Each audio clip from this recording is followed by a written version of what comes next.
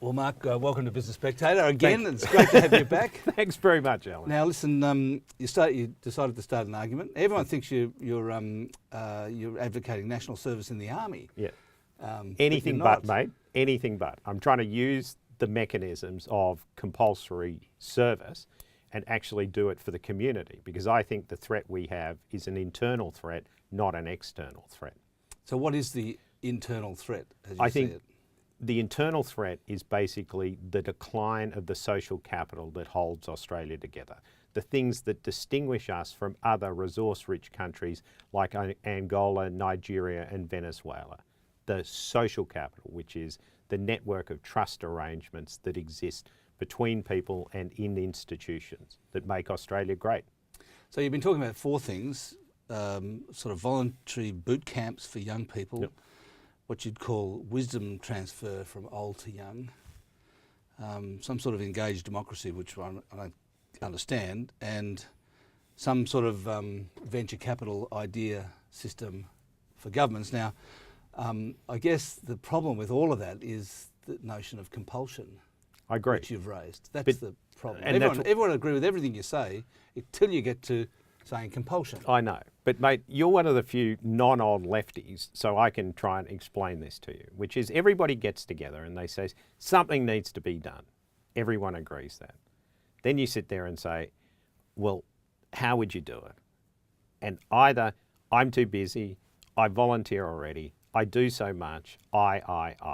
And in the end, the problem is, as we know, there are huge problems in the logic of collective action. What's logical for me and you is actually to be a free rider, to sit there and say, I got to worry about educating my kids, paying off the mortgage, doing the stuff I'm already doing. I don't have time.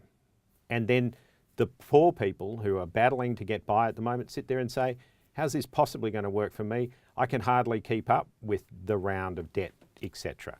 So to my mind, everyone wants universality, everybody wants to do it, but the answer is, in the end, people are gutless. The only way you're going to get universality is with compulsion. What's the penalty? Money. In the end, once it's compulsory, you look at the penalty for not voting. It's trivial in terms of the money. But the point is, everybody knows, actually, I'll be doing wrong by not voting. And so, as one of the few countries in the world with compulsory voting, we actually have far higher attendance to get out there and do it. So to my mind, it's more about the fact that this is something that is universal, it has procedural justice, is going to make people realise that actually carrying an Australian passport means that you don't just have rights as an Australian citizen, you have some obligations as well. One of the things that increasing taxes does, I think, is to reduce volunteering, or at least voluntary contributions to charities, because everyone goes, well, I'm paying enough in tax. Yep. If you reduce taxes, perhaps people are inclined to volunteer more. So wouldn't that be a consequence but you of say what you're that talking about? The truth is the tax take has been pretty static for 20 years, and yet the engagement in all sorts of civic organisations has still gone down over those 20 years. So I don't actually buy that argument. I would obviously like a lower tax burden, etc. As we've talked about before, I think for rich people, probably a higher tax burden. But overall, do I think a lower tax on the economy would be good?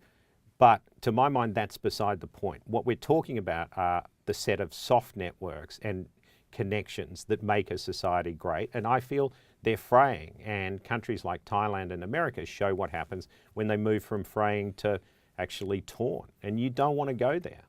So get specific. What are you talking about? You're talking about somebody spending a day a month or a week a year doing community service? Or my answer is, if you put it into some sort of curriculums, or as a whole lot of the young people who have said, yes, we buy universality, but what are HECS debt? If you have some HECS debt adjustment, the answer is young people, I think, can do more. The second part is, I think there's a whole series of people who are amongst the older people in the community who can also do more. So I feel for the old and the young, a week a year is probably the amount that can be organised, provided these things and these technicalities. A week of what?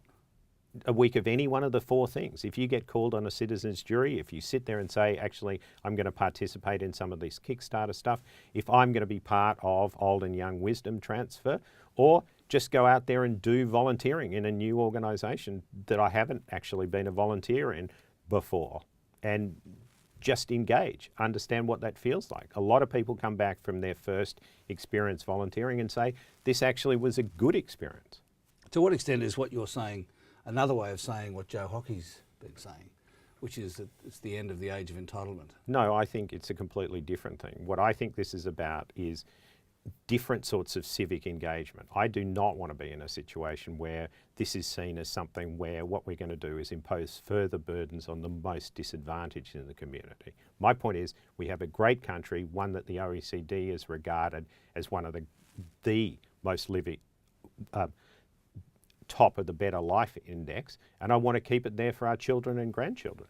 And to what extent is it an intergenerational thing where you think the baby boomer generation, such as me, have had a good go at it, better than the young people? No, I mean, I think what we all know is that the dependency ratio, which means the number of people retired for the number of people working, is just going to go up and up and up. And we need to find some way to hold the social fabric together as the burden on working people goes up. And to my mind, the people off the end of the conveyor belt have to connect with the people who are not yet on it to find some way to bring the community together.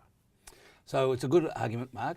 Everyone's having a good time about it, but it's not going to happen, is it? Well, we'll wait and see what happens. And the whole thing that I keep on saying is out in the venture capital community at the moment, as you know so well, you can get really, really good ideas up for $100,000. So my answer is you can do a lean startup for this. Government can do a lean startup, split test 50 different ideas. Just go out there and see how some of this works. To my mind, do you really think we can do it worse than we're doing it at the moment, mate? Where the silent majority of Australians just basically turn around and say, I've had it with politics, I'm worried about the kids' school fees and the mortgage, and I'll leave them to it. Good for you, Mark. Thank you very much, Alan. I'm glad I started an argument.